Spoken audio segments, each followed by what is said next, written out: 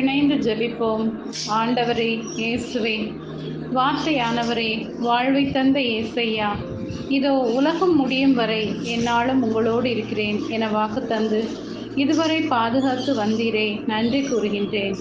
இறையாட்சியின் மறைபொருளை அறிய உங்களுக்கு கொடுத்து வைத்திருக்கிறது என விதைப்பவர் உவமை வழியாக எனக்கு இன்றைய இறை செய்தி மூலமாய் கற்றுத்தருபவரே, கேட்டு செவியிருந்தும் உணர மனமிருந்தும் உம் வார்த்தைகளையும் கட்டளைகளையும் நினையாமலும் கடைபிடிக்காமலும் இருந்த சந்தர்ப்பங்களை நினைத்து மனம் வருந்தி மன்னிப்பு கேட்கின்றேன்.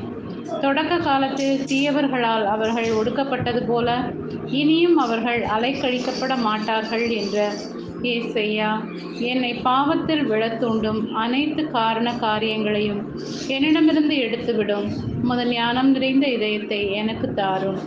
அதனால் நன்மைகளை நான் அடையவும் பரிசுத்த பாதைகளில் தொடர்ந்து நடந்து உமது ஆசீராலும் அன்பாலும் சமாதானத்தாலும் நிலைத்து வாழவும் வரம் தாரும்.